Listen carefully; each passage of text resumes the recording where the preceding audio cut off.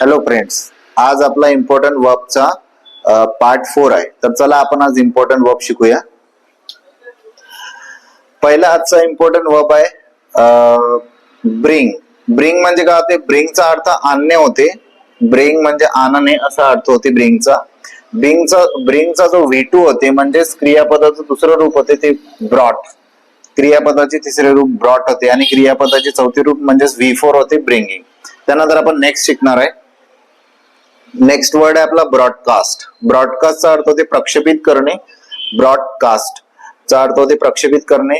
याचं जे V2 राहणार आहे म्हणजेच क्रियापदाचे दुसरे रूप राहणार आहे ते ब्रॉडकास्ट असणार आहे आणि ती V3 पण ब्रॉडकास्टच असणार आहे आणि V4 ब्रॉडकास्टिंग. मित्रांनो, हे जे आहे हे क्रियापदाचं पहिलं रूप आहे, हे क्रियापदाचे दुसरे रूप आहे, हे क्रियापदाचे तिसरे रूप आहे आणि हे जे लाईन आहे पूर्ण हे क्रियापदाचं चौथं रूप म्हणजेच V4 वर्बचा फोर्थ फॉर्म.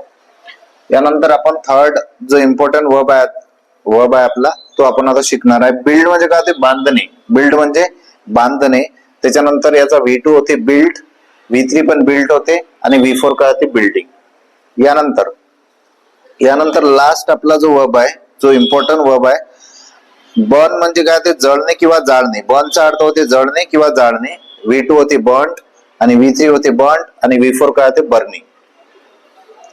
तुम्ही जर या चॅनलवर नवीन असाल तर प्लीज या चॅनलला सबस्क्राईब करा. थँक्यू.